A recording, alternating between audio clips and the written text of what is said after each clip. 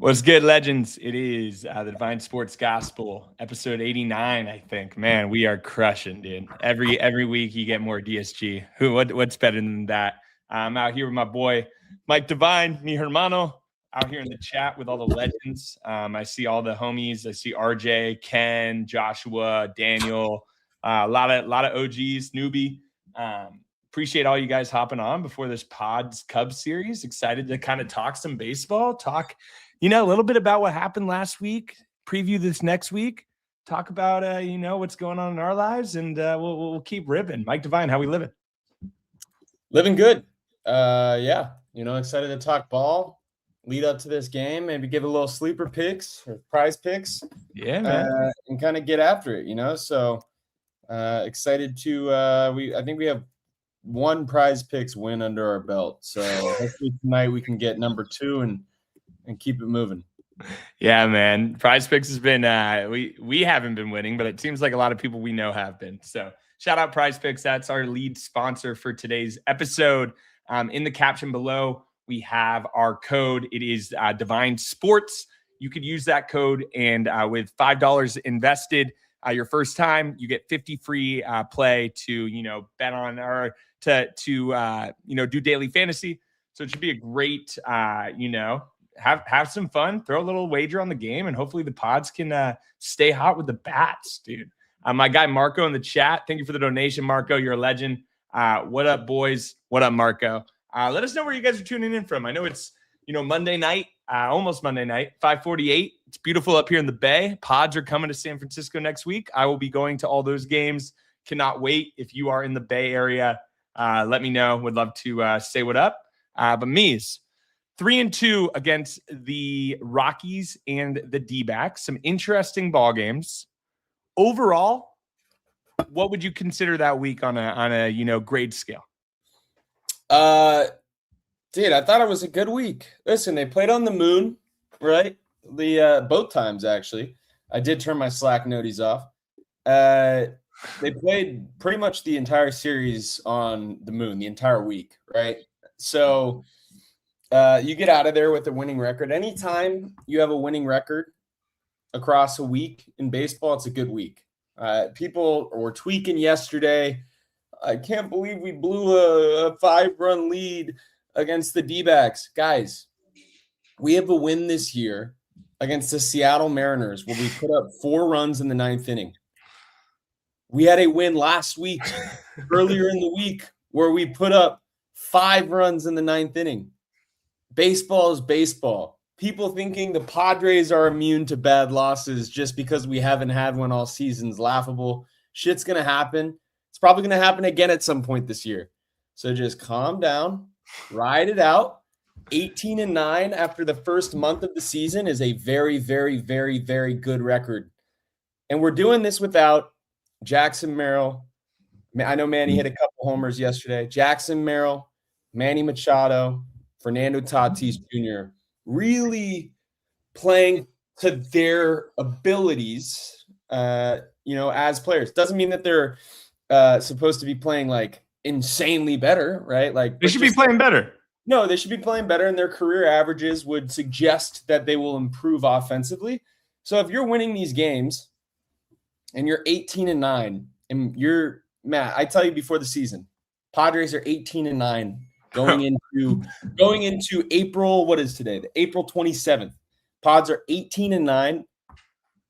And I ask you before the season, who's the MVP so far of the year? Who are you saying? I would probably say Tatis or Merrill. Okay. Tatis, 0 home runs. Jackson Merrill, 3 home runs. There's league leaders in the league right now. There's like 15 guys with 9 home runs or more. Tatis has 0, Merrill has 3, and we're 18-9. Now, you could say, hey, some of these games, we've gotten a little lucky, sure, right? But they're a good team. They don't quit. It's the cardiac Dreys. When they're down, they're not out.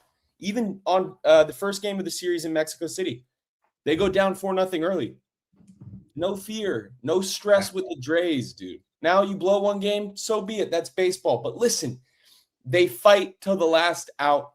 Craig Salmon's got the boys motivated, and they're doing this all again without pretty much the team MVP, the superstar of the team, playing at 15% of his natural ability. Now the argument could be, is that actually 15% or is that really closer to what he is? I don't think so. I think he's got more in it. I'm over all the Tatis haters, bro. It's pissing me off. That's my guy. Hey, and people will be like, oh, you guys are biased. Oh, you pick favorites. Yes, we do. We pick favorites. And Tatis, I named my cat, who's yelling right now in the background. I named him because you could hear Fernando Tatis Jr., meowing in the background because I named his namesake, right? And I'm just over all these losers, all these nerds on baseball Twitter being like, well, he's not the same player without steroids. I'm like, bro, I want you to be stuffed in a locker for the rest of time for that take. If you look at his hard hit percentage and hard hit numbers and his what do you call it? Baseball reference or whatever, the baseball savant, it's all red, baby. It's all red. Mike, it's as simple as this. He's waiting way too long to hit the ball. Pull the fucking baseball. Pull the ball. That's it. That's legitimately it. It's not like he's hitting. It's not like he has a noodle bat. There's guys that have noodle bats. Jake Cronenworth has a noodle bat. Jake Cronenworth, when the ball gets hit off his bat, it's not going far. Fernando Tatis Jr. is hitting the ball 110 miles per hour every single time. Everyone's like, oh, he forgot how to pull in there. Do you not think this guy, you think he really forgot how to do that? Guys, it's as simple as this. He needs to see one go over. Pop that cherry, baby. See one go over, and then you'll start being like, oh, I am that guy. That's all it is. Look at Campy. I made a video about Campy today, Mike. Yo, Luis, what would you like to say about your performance so far? Just not giving a fuck. That's what Tatis needs to do. Hey, I know who Tatis is. Also, everybody's acting like Tatis is like playing like the worst baseball of all time. He's had a bad month. He's had a bad month. That being said, we're 18-9. It'd be a lot worse if we're 9-18. This would not be a fun podcast. You know what's happening, Mike? And you know what good teams do? Depth. They pick each other up. 7 through 9. The Padres are like 5th in 7 through 9. I think we have a 730 OPS from the 7 through 9 spot this year. Saw it on Twitter. The Dodgers have the first best one, and then there's 3 other teams, all I think are the top teams in baseball. Depth is important. When you have guys like Miguel Andujar, Gavin Sheets, Luis Campusano picking up the slack, hey, Tatis can have a bad month. Mike, do you truthfully believe Fernando Tatis Jr. is going to end this season as a 620 OPS guy? No. I think Tatis has the season back over 800. There's until the season ends and I see a 7 or a 6 starting off Fernando Tatis's OPS, I'm thinking he's ending with at least an 820 or above. The homers are going to start flowing. He's a mental guy, right? We all know it. The guy gets in his head. He's probably going up there and he hits a fucking warning track shot and he's like, oh, God doesn't have me right now. It's not working out for me. That's who he is, right? He's a bit of a mental guy. When he hits that first one, he's going to explode. Pause, right?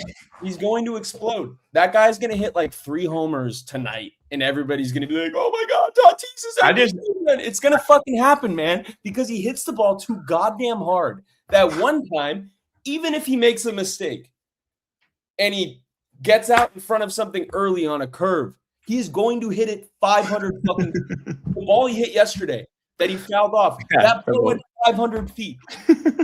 He is going to hit a home run, and when he does, it will start to flow. It'd be different if the guy was rolling over every single time. Yeah. And he was hitting these weak-ass ground balls a la Jake Cronenworth to the right side. If you're hitting weak-ass ground balls all the time and you're not barreling anything up, that's a problem. The guy, for the first 3 weeks of the season, was hitting line drive after line drive to right field, right? Then he's starting to hit the ball hard up the middle. When he starts to maybe move it a little bit, that ball is going right to Devine deck. It's going right to Devine deck. It might happen tonight. Who are they pitching, Matt? Talion? Matt Boyd, lefty on righty. Tatis is about to fucking dick slap Matt Boyd. All right? It's going to happen. And it's happening tonight. Matt Boyd, revenge for last year in the playoffs. Yeah, bro. Hey, they should play with. I want to see the pods come to play. Hey, I know they're leaving elevation, and people are saying, "Oh, don't be surprised if the bats slow down." Guys, the Cubs beat us in that playoff series. These guys, I want to see this team play with a little bit of a FU, right? Hey, we should have beat them. I thought we were a better team, honestly. I truly thought we were a better team last year than the Cubs. They beat us in that playoff series. They move on. Obviously, I think they lost to the they beat the Brewers or they lost. Who cares? All that matters is this. The San Diego Padres are playing great baseball. One bullshit, when I was talking to Dad on the phone today, he's like, that was like a Little League loss yesterday, right? Where it's just like bullpen implosion. The one ball that Ildemaro Vargas hit bounced like 500 feet. I think someone in the chat mentioned that. It's like playing at Pump It Up in Poway, rest in peace. Great spot. Mexico City's a weird spot to play. It was a beautiful spot, and Mexico City is an amazing city. If you ever get the chance to go, I hope, if people went this weekend, it seems like everybody had a blast. Seems like a lot of Padres fans. So that was good to see. We have 3 against the Cubs, 3 against the White Sox. We're 18-9. We're one of the best teams in baseball with a rotation that's kind of a makeshift rotation. Michael King also. Should we give Michael sneaky? Feel like Mr. Sleep Train Amphitheater, Michael King, slept on his shoulder wrong last year. I thought that motherfucker was cooked, and this guy is shoving. like he's shoving. He's an ace. He's an ace again. He is an ace. And we need this dude to continue to pitch the way he's been pitching. He was awesome yesterday, dude. He was awesome. We haven't even talked about Lukey G. The vibes are high right now, bro. The vibes are high in Podsland. I'm not going to let one stinky ass bullpen game, which happens to every team multiple times a year, ruin the vibes, dude. The DSG lives on VAR, and this team is playing as good as possible. Mike, we were 2-5 to start the season going in. Who saved the season, Mike? Me. When I went to Boston, ironically, the Red Sox, dog water. That is a bad team. But you win the series in Boston, everything started to change. This is a big series. Yeah. I really think this is a big series. I think the Cubs, similar to us, right? You ride a long winning streak. It's so early in the season. It's like that thought. You're like, are we for real? Or are we, did we just kind of fluke some wins against like the Rockies and these other teams, right? So this is a big series because they kind of did the same thing we did. So it's like the immovable object versus the unstoppable force. And then one team's going to figure out whether or not they're good or bad, right? Yeah, that's a big series. And I mean, the lineup tonight, right? Let's look at it real quick. Nick Castellanos in what might be his final game as a San Diego Padre, should he have a bad game, which leads me to believe that Nick Castellanos is hitting a home run tonight because he knows, Matt. I think he's 1 for 25. Now he got robbed. Is he actually? He's really that bad? I think he's legitimately he's got to have more hits than that. But he's hitting 146. I saw somebody say on Twitter he was 1 for 25, but then I'm thinking about it. I do see. Okay, let's look at this lineup real quick. He's 1 for his last 25. Sorry, 1 for his last 25. This lineup's sexy, bro. This lineup's sexy. Hi, France. Viva, dude. Viva la France. Viva la France. Laureano, Tatis, Merrill, Machado, Bogarts, Andujar, France, Castellanos, and Fermin. Bro. It's actually hilarious. It's a hilarious line. That's a gas team, dude. Yeah, I mean, when you think about the last 5 in the order, the last 4 in the order, going into October, November, you're like, that's going to be the 6 through 9 in the order. You're like, what the fuck happened? Nick Castellanos, Ty France, Miguel Andujar, and Freddie Fermin. Now, Matt, I will say, we've had this conversation. You got to get Freddie Fermin out of the starting lineup. And it's Campy's time. And I love Fermin. You can't tell me that his bat is too good. Listen, in a game where ABS exists, framing does not matter at all, right? Well, I will say, Mike, Fermin is pretty decent behind the dish in a lot of assets. If I'm trying to get someone to run, if I'm trying to get someone to throw someone out, I'd much rather have Fermin. Yeah, of course. I'm not arguing that. But, Matt, I don't give a fuck about defense. I don't care about defense, Matt. If I cared about defense, I'd be freaking out that Nick Castellanos is playing right field today. Oh, all right. I would be freaking out. Freddie Freeman, you are a good defensive catcher, and you're an okay hitter. Luis Campusano, every time he comes up right now, is hitting the life out of the ball. How are you taking a guy like that out of the lineup? I just don't. I get you have to give people off days, but it's not like Freddie or Campy played back-to-back days in Mexico City. Interesting take from our guy. I like I like video games. Randy Vasquez has a 8.12 ERA with Campy catching. That's absurd.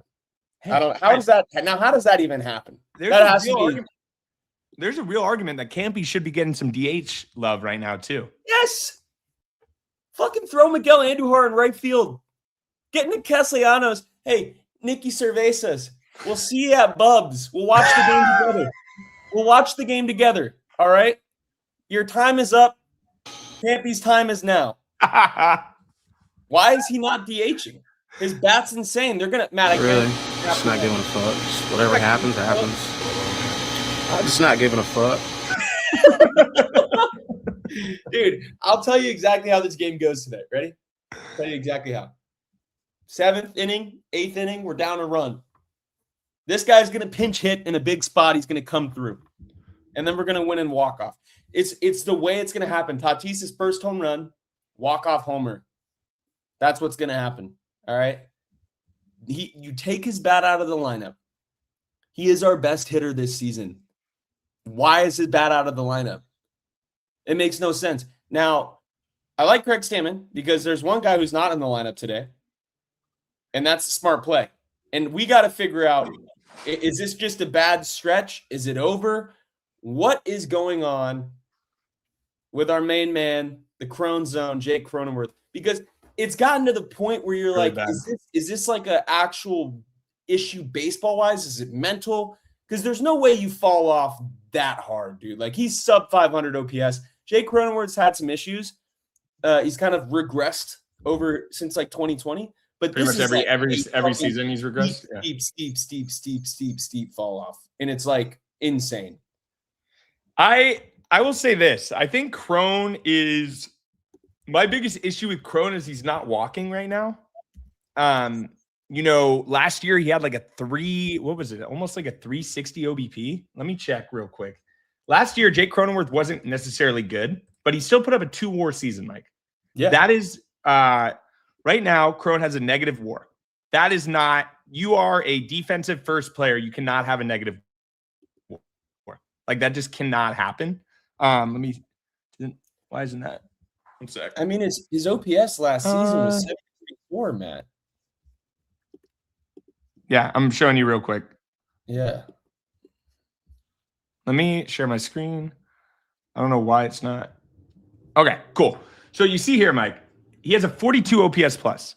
That is absolutely terrible. Can you hear me? Yeah, I can hear you. Okay. You're kind of freezing up a little bit, but I can hear you all right. Yeah, let me move a little bit. Okay, sorry. 42 OPS plus, Mike. That is like legitimately DFA worthy after a month. That's so bad. He's not going to get DFA'd. He's owed a lot of money. And I still think he's a valuable player to an extent. But I'm going to tell you right now, Mike, he shouldn't be an everyday starter. He should not be an everyday starter. He shouldn't. I agree, but my point, Matt, with Crone, and maybe I'm ignorant. There's no way that you fall off that hard that fast. Jake Cronenworth may not be a 780 OPS guy. And he definitely is, actually. I'm not even going to say that he might be. He's not even like a 750 OPS guy. But his value is that he will give you a consistent 680 to 720. Last year, he was 744. 680 to 720 with great defense. The defense has been great. The offense has been so abysmal, it's actually absurd. He has not come through one time this season. Mike, he's been so bad with runners in scoring position too. I will say this about Crone. 32 years old. We have him for 4 more years, getting paid about $11 million a year. For Jake, I understand the argument. And let me know if you guys, I see people saying, hey, we need to bring in Sungmin Sung or SMS. SMS might be a good player in the future. I don't think SMS is going to show much more pride than Jake. I think he has 2 hits in El Paso, which is like playing on on Mars. So let SMS get it going in El Paso. Once he has a 900 OPS in El Paso, bring him on up. That being said, Jake Cronenworth, he knows it. You got to figure something out, buddy. This entire team. Hey, you are getting paid a lot of money, brother, and you cannot have a 42 OPS.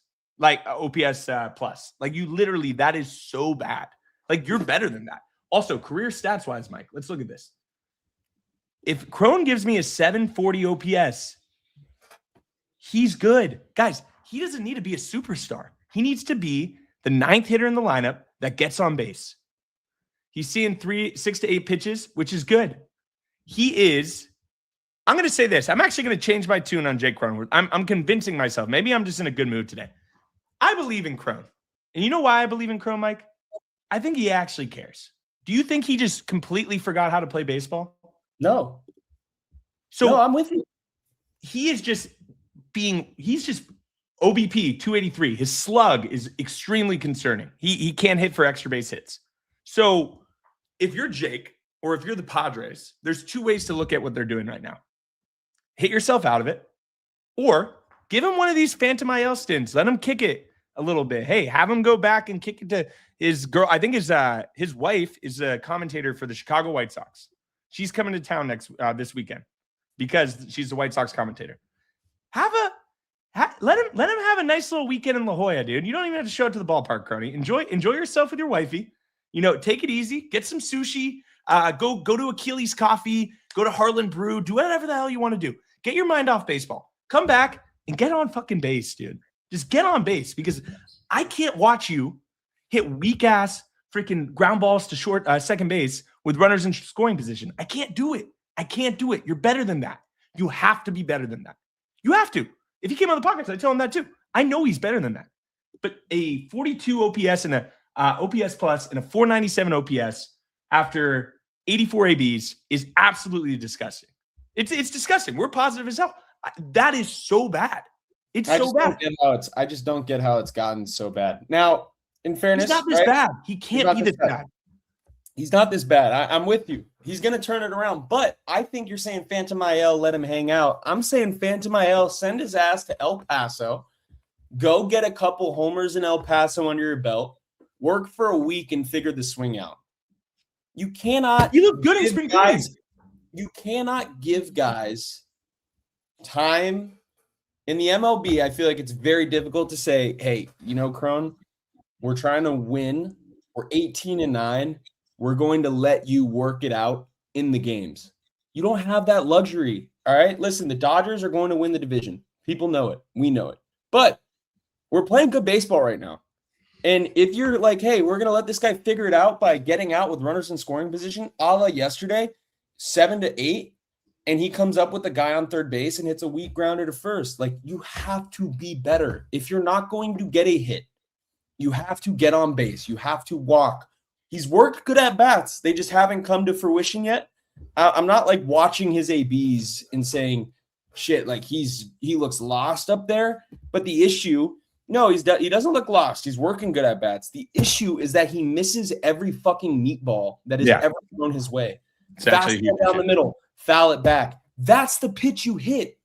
Like, you're looking for something that's already coming and you're just missing it. What are you looking for? It's the same thing with Tatis, man. You guys are looking for the perfect pitch. Attack. Like, I know it's a mental game. Baseball's very mental. Something is going on with both of those dudes where they're like, all right, meatball, foul back. Oh, shit, I just screwed myself. Yeah, now I'm down in the count. Now I'm in my head even more. Oh, shit, I'm going to go 0 for 3 today. People are going to be, asking me questions after the game. Dude, Jake Cronenworth, you need to go to the School of Campy, baby. That is, your money's guaranteed, Crony. Your money's guaranteed. Jake Cronenworth, you are rich beyond compare, brother. People like you, Jake. Everyone likes you. Stop giving a fuck, bro. Show up to the ballpark. Hey, man, I'm going to try. Hey, I know I'm a good player. I earned that contract. I know who I am as a baseball player.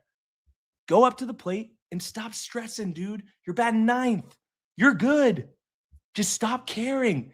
Tatis, the opposite. Tati, if I was Steven Souza, you know what I'd tell Fernando Tatis Jr.? I don't care if you strike out 100 times this next month. Literally go up to the plate and try to hit the fucking shit out of every single ball to left field.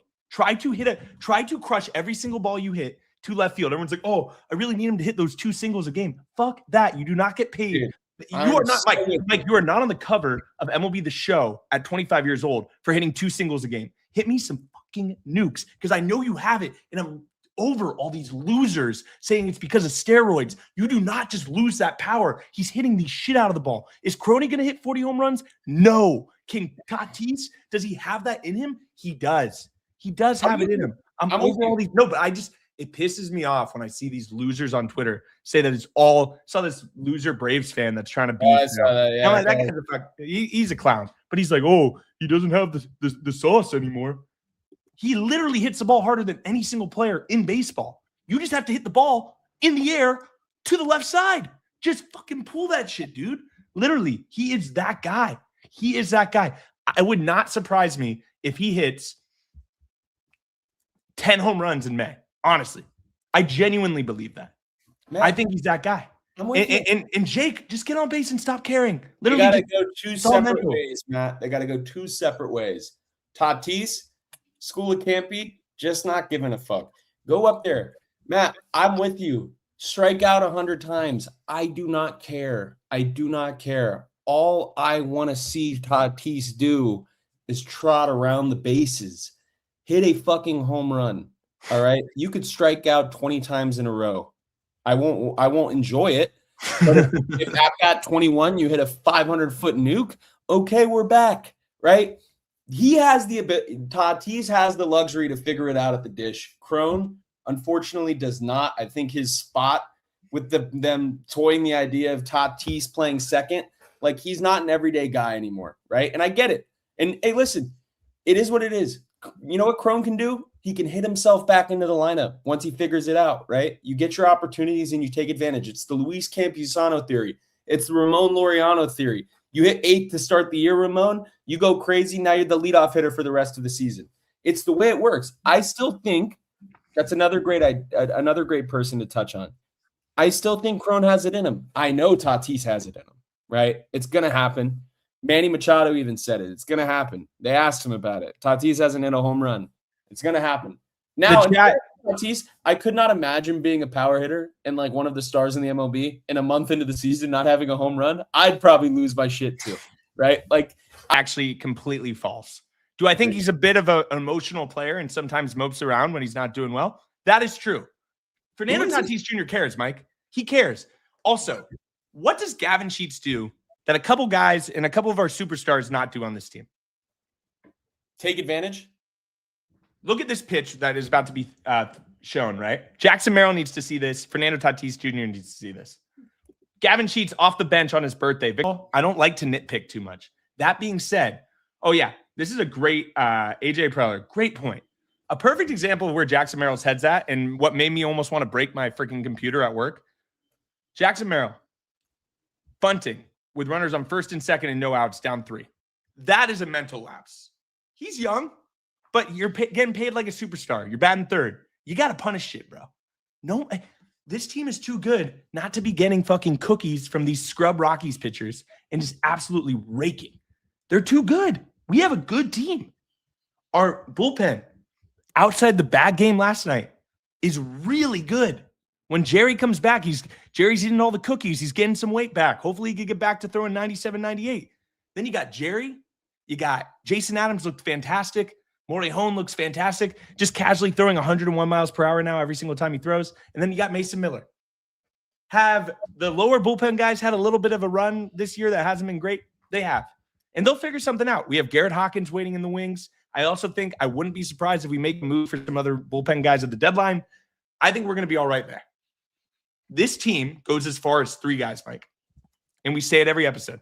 And it's true. Fernando Tatis Jr., Manny Machado, and Jackson Merrill. The other guys are going to show up and do stuff. Is Gavin Sheets going to end the season with a 900 OPS and 40 bombs? No. But when he comes up, he usually comes through. There's a lot of guys that come through on this team. We have a lot of depth. But if Fernando Tatis Jr. has a 620 OPS, Jackson Merrill has a 640 OPS, and Manny Machado has a sub 700 OPS. That can't happen. So, I truly believe we'll finish this episode. My birthday's June 3rd. Don't give me too many presents. I bet you all of those guys will have over, around a 750 OPS by that time. Do you agree? Yeah, I do. Listen, I think it's so obvious. It's like building up for a Tatis run. I'm grateful for the social media accounts today that are shitting on him for not having a home run. That is what we need. We need the media to start saying, oh, he hasn't hit a home run. Okay, here's one. Here's another one. The LeBron meme. Another one. Another one. Keep hitting homers. Tatis is going to come through. This team, 18-9. Our best players are ass. You know how special that is? It's the crazy. Guys that you know are going to post numbers are playing like ass, and you're still 18-9. They come back in games where they seem down and out. The team has fight. You know what people shit on Tatis? Oh, he doesn't care. Have you seen the one person who's always celebrating first with the teammates when they do something good? Fernando Tatis Jr. That's a leader. A guy who's still mentally playing hard, even when he's in one of the worst slumps, probably actually the worst slump of his career in terms of power, putting up power numbers. He's still out there celebrating with the team. That is a teammate. That's a leader. Machado's starting to heat up. Merrill's going to figure it out. Tatis is going to figure it out. And then you got to just low-key pray that our dogs, Walker Buehler, Herman, Marquez, the prayer, we got to just pray that the fellas keep staying strong and coming through. I agree, man. I mean, I think, this Cubs series will be a really good test. They're a solid squad. They're coming to town after losing a series to the Dodgers. This is going to be a good judgment. We got Randy V on the bump today. I think we got Walk on the bump tomorrow. And then I wouldn't want to see Matt Waldron pitch again, to be completely honest. I really hope that we figure out a way to either have like Griffin Canning or do a bullpen game because we have that Thursday off. But, I'm proud of this Pods team right now. I think they're in a good spot. I think there's a lot of moves to be made. Well, obviously, as we continue with the streams this season, we'll talk about more moves. Let's touch real quick before we get into the prize picks. Lucas Giolito. We haven't done an episode where we've talked about him. Lucas Giolito, career like 4 ERA guy, right? He's a classic 3-4 in a rotation. After watching Matty Nux pitch, anything could be better than that, dude. Nux is not, and I got nothing but love for Nux, but I don't need to be seeing that anymore. Lucas Giolito, what are your takes on the signing? What do you think he could provide for this Pods team? And what do you think it means for Nicky P and Joe Musgrove? That's a great question. Layered question. I say what it means for Joe Musgrove and Nick Pivetta. I don't even think the Giolito signing means anything for that. I think it was already written. There hasn't been a peep about Joe Musgrove since the start of the season. That fella he's racking up that Saquon commercial coin. He's racking up the Seidler money, and he's a good teammate. So you got to give him that, I guess. But he's not going to pitch this year. I'll be very surprised if Joe Musgrove throws an MLB inning this season, potentially an MLB inning for the rest of his career at this point, because you're taking 2 years off and you have arm issues. It's getting a little bit dicey. I hope he pitches. I don't think that means good things, given Lucas Giolito. I also think that means really bad things. Less against Joe Musgrove, against Pivetta. Pivetta's cooked. You go out and you sign Lucas Giolito. Obviously, you need depth. That's saying Nick Pivetta is not pitching until at least September. And I don't think that if you have arm issues in, April, that it's magically going to heal by September, especially when this is the same issue that they had over spring training. It just got worse. So I think Lucas Giolito is going to be a good addition. They need him because, as you can tell, man, listen, the prayer, he's pitching like a good 5, and Walker Buehler, he's also pitching like a good 5. But there's 2 5s. You can't have 2 5s. You can't have 3 5s. You need a 3. And Lucas Giolito last year, 3.4 ERA, people say underlying metrics. They say that about Randy Vasquez. If you put up the numbers, hey, if you only give up 3.5 earned runs through 9 innings, I don't give a flying fuck if Fangraphs guy is like, well, actually, it's actually a 5.15 ERA. No, it's not. He gave up 3.5 runs, not 5.5 runs. All right. So give me real numbers, not the fake numbers, the real numbers. We only like underlying metrics when they support our theories. Real numbers. Hey, man. And cook for us. I'm excited. Listen, Canning and Giolito coming through. It's like the Hardy Boys returning at WrestleMania. Like you were waiting on something. You need two guys. Just you need it, right? You gotta get some reinforcements. That's Jeff Hardy's music. I'm excited for both those guys to come back. I think people are underestimating how important it's been to tread water right now without a fully healthy rotation and without your big dogs performing. You got to give love to guys like Gavin Sheets, Ty France, Miguel Andujar, Campy, just dudes that are showing up and putting in that work, dude. Xander Bogaerts, like good teams have other guys show up. And guess what? Like this episode, when we record in late May, we're probably going to be mentioning how great of a run Merrill had or Tatis had. That's what baseball is all about. It's hard to perform every single day.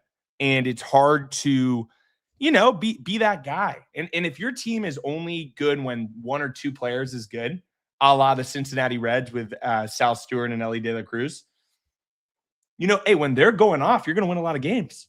But when they're not going off, you're probably not going to win a lot of games. When your superstars are not going off, and you're 18-9 in this month, or at the beginning of the season, that is an insanely good sign for this team.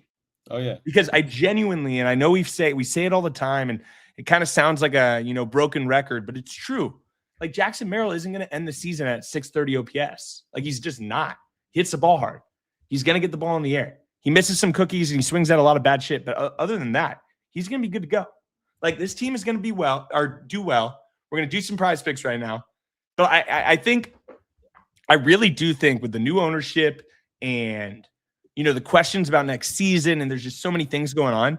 If this team can continue to be a top 5 team in baseball by June, July, Preller's going to get to work and get us some big dogs. We're going to get a Freddie Peralta type pitcher, and we'll probably get another bullpen arm that's elite, and maybe even another bat. I posted a video today of Jonathan Aranda from the Rays, 27 years old, from Tijuana, dream target, him or Yandy Diaz with maybe a Shea McClanahan. Like, let's party. Cash Mayfield, thank you for your service. Ethan Salas, thank you for your service. Ryan Weidman, adios. Adios. Ryan Weidman. Alex McCoy, adios. All right, let's look real quick. We're going to do our prize picks. Unless any of those guys want to come on the pod, then you are stamping our book. So Alex McCoy, the offer's out there. We will beg them not to trade you if you want to come on and join us. Yeah, also, we love all those guys, man. We love all the guys that we traded, man. It's all good, man. At the end of the day, it's just baseball. These are real people. Remember that when you're giving people shit sometimes too, because these are real people with emotions. So, okay. Bazana got called up for the Guards. Good for him. All right, let's pick. Facing Matt Boyd, pitched against us in the playoffs. Michael Busch is having a tough start to the season, but I feel like Michael Busch always goes off against us. Let's do total bases. Total bases, Michael Total Busch. bases. I'm going Michael Busch over. I'm saying we go to hits, runs, RBIs, and we ride with our guy until the wheels fall off. Give us Fernando Tatis 1.5. These Randy two Vasquez on the bump. Yeah. How many strikeouts they got him at? Actually, go to pitching outs. 4 Ks. Ooh, more. All right, bang. I like this. Hey, if you want to play with us, the link is in the bio. Devine Sports is the code. PrizePicks is your *1 place for daily fantasy. I'm going to do the power play because I'm not a puss, and I'm going to do $5 because I am a big spender. Submit lineup. Perfect. Also, pretty big announcement for the DSG. The Reaper's coming on the podcast, dude. Yeah. Mason Miller will be on the Devine Sports Gospel. Episodes dropping on Cinco de Mayo. So you could have get your margarita, some Modelo's, some carne asada, whatever you want to celebrate on Cinco de Mayo, and watch the DSG with the Reaper, dude. Pretty insane get. I see my boy Kyle, great Pods fan, great follow on Twitter, says, when's Kwanzaa Jones coming on?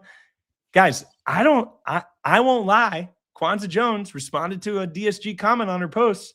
We got the most likes out of every comment on her post. I think she had like 120 likes. Comment had about 30. Kwanzaa, open invite, baby. Guess what? Kwanzaa Jones, if I had a That's So Raven, future tester, I bet you Kwanzaa Jones comes on the podcast. Oh, I like it. Yeah. Manifest. I'm saying Tatis ends with 30 home runs and Kwanzaa Jones ends up on the podcast. I think Tatis is going on an insane stretch here soon. Yeah, I'm with you. But yeah, Mason Miller, man, it's going to be a special one. Shout out Mason Miller for agreeing to come on the gospel. We'll have a good time. So hopefully, the Pods win a couple of games. We go into that one on a high note. But yeah, man, I'm excited.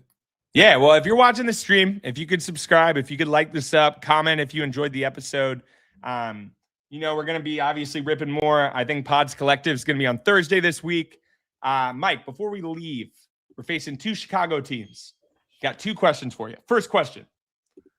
Who is your favorite person that you know from Chicago? Not friends, but like favorite, either athlete, musician. You could even just say food. Like, what's your favorite thing from Chicago? Favorite thing from Chicago. Favorite person from Chicago. I was a huge Chance the Rapper fan. I knew you were going to say that shit. But you know what I'm actually going to say? It's a show that's based in Chicago. I love the show The League, and that's based in Chicago. I'm going to go with The League. The League being based in Chicago. I'll put that up. I'll put that up as my number 1. That's that was money, dude. I'm trying to think for me who Chicago, man. You got D Wong and all the DePaul boys, homies with all those cats. Portillo's. I'm giving Portillo's a shout out. If you ever go to Chicago, I'm gonna go Portillo's. And the other guy I'm gonna say, Mike? Sure. I saw a TikTok kind of a highlight reel of this dude, and he was one of my favorite guys watching WGN growing up when it was the Cubs games. Carlos Zambrano, dude. Ooh, Carlos Zambrano was awesome. Carlos Zambrano was a dog, dude. He had VAR. He was electric. Overall record, 3 against Chicago Cubs, 3 against Chicago White Sox. I'm going 4-2. I think we win both series, neither sweep. I'm going to go I'll go 4-2 as well. Because I think our series, the end of the week, is going to be, potentially at this point, you never know. Maybe Griff Cannon gets a start towards the end instead of Matt Waldron. So I think the White Sox series, we have a shot to sweep. This one's going to be interesting. I'm excited. I'm excited about this series. I think it's going to be a good one. Hopefully the bats heat up a little bit and. You're going to see 18-9 versus a team that's 17-11. That's good baseball. We're going to see the Southside Samurai too, Munketa Murakami, dude. Why doesn't he just come across? Brother, make a trade for him. Keep him here. A couple super chats, and then we're going to call it an episode. Marco, thanks again, brother. Appreciate you. You're the man.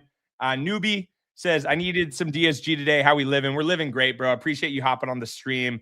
Our guy HBVPJ. How does Campy have more homers and Riz than Toddy? I hate to say it. At least so far this season, you are correct. And then Mr. B, is it true that when you reach 5K subs, you'll drop the leaked video of me's dancing to Dancing Queen? If we hit 5K subs this season, we will. What will we do, Mike? That's a good get. That should be our goal this season. 5K subs by the end of the season. I love it. Yeah, I'll dance to Dancing Queen. I'll do it live. Yeah, we'll do it live. Yeah, we'll 5K subs. Well, everybody, I hope you guys have an amazing Monday night. If you're watching on YouTube, if you're listening at home, I hope you have a wonderful day. We appreciate all the support as always. Let us know if you enjoyed this episode. Also, a shout out to the DSG Discord. I hopped in it last night. We got some awesome people in there. I know some people in the chat. If you want to talk pods during the game and you don't want to tweet it and you want to kind of have like a big group chat, it's a really fun place to go. I'll throw a link on Twitter and on Instagram after this. But yeah, shout out to everybody in the Discord, and we'll talk to you guys soon. Peace.